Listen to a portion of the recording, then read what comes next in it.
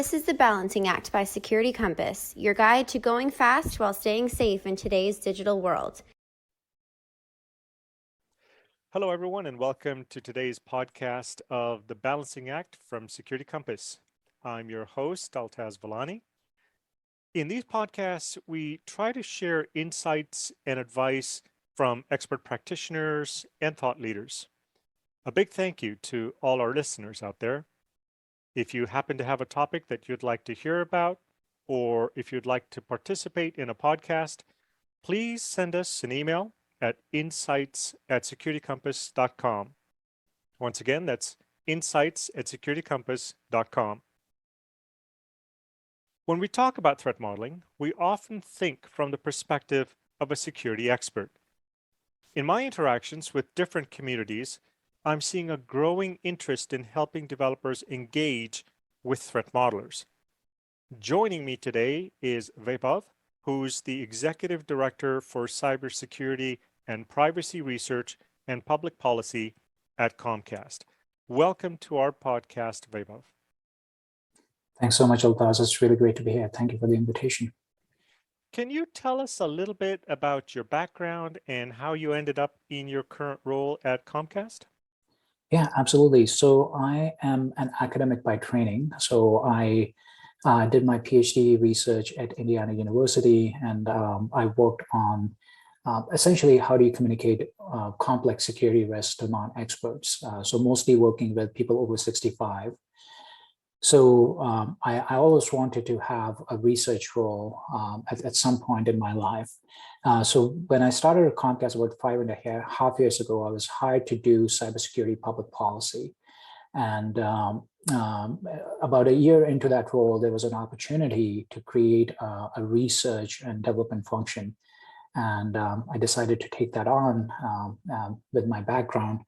So that's pretty much how it came to be. So we started about 4.5 years ago with one person on my research team.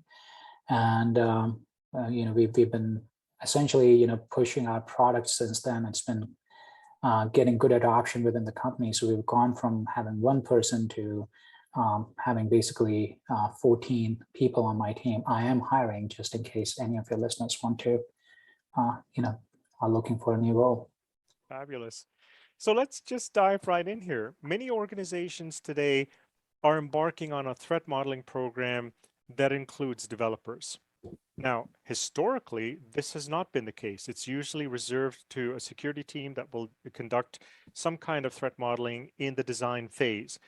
Why do you think we're seeing this type of shift towards developer centricity? So there's a recognition that we need to reduce the total cost of ownership for first-party code. And one way to do that is to try and push security in the left-hand side of the development lifecycle. So as much as we can, build security in by design rather than bolt it on, the cheaper it is to, build in security. With that in mind, I think a lot of companies have decided to engage developers in the threat modeling process so that as they go through the threat modeling process, they kind of recognize the different ways that a particular architecture can be exploited. And so that then becomes a part of their muscle memory. And then, hopefully going forward, they don't make the same mistakes over and over again. I think the other piece of this is also getting developers to recognize that security is just another aspect of quality of code. So it's it's like anything else, like the time it takes for your code to run. And developers themselves are also slowly recognizing that that is an aspect of their job. And I think the other thing that has happened is that there's a lot of tooling that has become available, and recently that's that's made it easier for developers to adopt some security practices as part of the the CI/CD pipeline, rather than having security as like a tangential thing that they have to do after the fact. So there's a lot of different pieces that are evolving at the same time, which is getting developers more engaged in security overall, and then threat modeling in particular. That's fascinating. You spoke about so many different angles there. Maybe we can start to tease out a little bit of that as we go through this in the time that we've got. Uh, Developers are typically focused on speed, on automation, and the CI/CD pipelines, as you were mentioning. And historically, security was seen as a blocker or something that slows down our releases. In your opinion, if you approach a developer and you want to make threat modeling appealing to developers, you'd mentioned, threat modeling will in fact make improve the quality of your code. Are there other things that you've seen that makes it appealing to developers? I'm sure there are many in our audience that would want to understand what from your experience have you used to try and bring developers in and try and bring threat modelers into the development environment as well. Yeah, so a couple of things there. So one is not all tooling needs to be sold as security tooling to developers. So one of the challenges that I often hear about is that it can be hard to get developers to give you a high-level system architecture diagram on which to do the threat modeling. And what we're realizing is that that high-level system architecture diagram is not just something that we need for threat modeling. You need it for requirements gathering. You need it for a bunch of other things.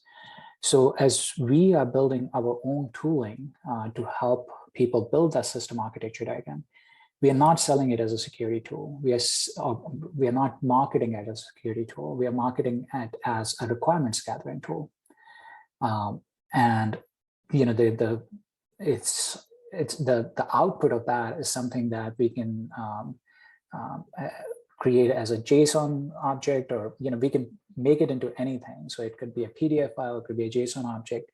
So depending upon the consumer, they can consume it in whatever format they like.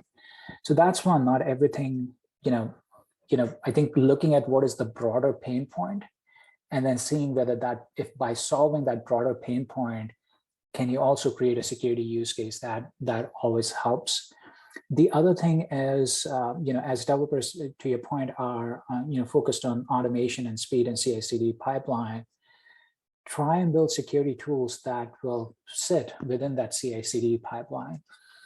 So I'll give an example of we built a tool, XGitGuard. What it does is it scans GitHub repositories to identify passwords, API keys, and tokens. The delta compared to all of the existing tooling that is in the market, most existing tooling uses regex. Our tool uses ML, and it just has a significantly lower rate of false positives. But it is still an after-the-fact scanner. So once someone's pushed a password or API key or token into their repo, we pick it up after the fact, and then we send them a notification and we let them know, hey, you should be doing that. So it is still outside of the CI/CD pipeline, right? So what we did was we built a pre-receive hook. So as you're making a pull request, that's when you get your alert right, in real time. So you don't then have to go back and fix things. You can fix things as you're building them. So yeah, those would be two things. Not everything has to be a security tool or marketed as a security tool. And then the other thing is, if you do have a security tool, ideally put it in the CI/CD pipeline. Yeah, interesting. And when we talk about the CI/CD pipeline, if we can just go a little bit deeper, it really is about this ability to go in there and to produce these incremental changes, right? And it's based on all the change that's happening sort of in a broader context. If you look at threat modeling, it contains its own vocabulary, its own techniques, its own knowledge bases, its own tools. And all of these are continually evolving. We have new threats that are emerging and so on. And we have a similar experience in the development domain as well, which is also continually evolving, just even from the tooling side or from an architectural perspective and things like that. Are there things that a security team can do to help these developers participate in the threat modeling in the midst of all of these changes, right? Oftentimes we might see, for example, a sprint zero, where there will be some of these discussions taking place and really bringing in a very tangible way the intersection of where developers are and where security folks are. But what's been your experience? How do you bring developers into the fold to get them to participate in the threat modeling process experience itself? Yeah, so one thing is to make sure that the tooling that you're building is something that the developers are comfortable with. Usability becomes a big factor, and security engineers are not usability experts. And I don't think I think there's a lot more that can be done to address usability. So fortunately, on my team, I have a background in usability. My head of research has a background in usability. One of our researchers has a background in design. So we are much more attuned to that need. So for example, as we have built, we are working on a machine-assisted threat modeling tool, and it's based on an open source tool called Fragile, which I recommend people to go check out. So one of the reasons we've decided to build on top of that tool is that as an input, that tool takes in YAML files. And YAML files are something that a lot of developers are already familiar with. They're creating them for infrastructure deployments anyways. So they don't have to go and learn something new. They can basically work off of their existing knowledge. The other thing is, in terms of usability, your tooling really should have very little noise. So with some threat modeling tools, you can run into this challenge where it gives you 1,000 or 5,000 threats as an output. So it becomes very difficult to then go back and address that, because essentially what it's saying is, do you have a server? If you have a server, then all of the threats that are related to a server may apply to your application. But if you look at Fragile as input takes a lot of other contextual information. So comparatively speaking, it gives us very, very few threats as an output. We recently did a threat model where we got 13 threats as an output. So 13 is something that I can actually walk through and see whether that's applicable or not. Now, the flip side of that is that because Fragile requires a lot of additional contextual information, so it creates that overhead for someone to provide that information. So that's where, as we build, that's where what we are trying to do is we are trying to automate the creation of input of Fragile, because we have a lot of telemetry and a lot of logs that we collect from other sources. For example, OS query, we have lots of logs in OS query. So we don't have to ask the developer for each piece of information. If the system is deployed, we already, at a very high level, you can say that, well, how many IPs does this system have, right? And then you can look at your asset inventory and say, well, what assets are deployed on these IPs? So I can start to, fairly easily build a high-level system architecture diagram using that information. And I can look at the OS query logs. I can look at FQDNs and start building that out. So automating that generation of the input for the threat modeling tool also helps. And then one final point, I know it's been a long answer, is one of the other things that we're looking at is creating templates. So for the most part, in most organizations, you are going to have, you're going to have a fairly finite number of high-level deployment architectures, right? So our approach is just create a template for those architectures, and then focus your threat model on deviations from that architecture. So sort of almost like a, sort of like secure design patterns, right? So you have like a secure architecture diagram that, that's already been threat modeled. And then, when you go for threat modeling, you ask your development team to say, well, which of these architectures most closely aligns with what you've built? And then it also creates an incentive for deployment teams to say, well, why don't I just start with that architecture? And that way I know that one's already been vetted and validated. So when I go into my threat model, I won't have to spend 8 hours. Maybe I'll get out in 2 hours. So really just figuring out different ways to reduce the amount of overhead for your threat modelers, and so that you don't have to engage them on the input gathering side. You just engage them when you have those findings that you can discuss. Yeah, absolutely. And when we talk about the reduction in time, and even trying to leverage existing threat modeling and the mitigations that came out of that in subsequent projects, for example, so we're not repeating the same thing. It kind of ties into lean and value creation, and some of these concepts now begin to intersect. Let me ask you something. From your experience, how do we measure and align the value of threat modeling across the different layers of an organization, right? We have project teams that are executing. We have program teams that may be overseeing various projects.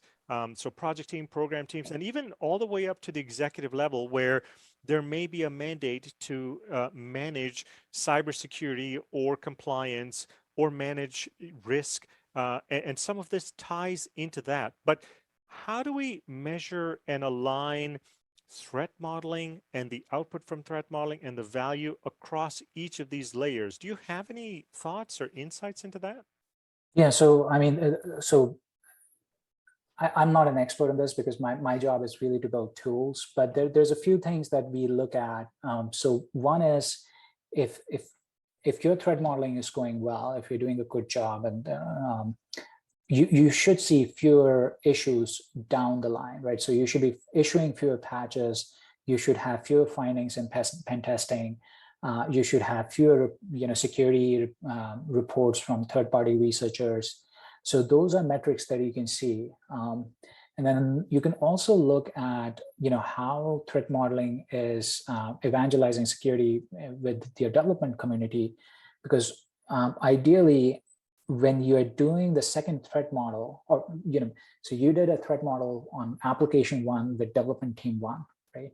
And then when you do a threat model with the same team on a different application, ideally you would not see a repeat of the same kinds of issues. So you should, I think, keeping some of those statistics and tracking them, not so much on a month-to-month basis, but tracking them on a year-on-year-out basis, you'll start to see whether you're seeing some changes from a developer side, and then more importantly, downstream in pen testing and things, do you see a reduction there?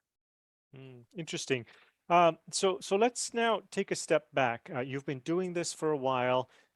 You've seen some of the benefits. You've experienced some of the challenges.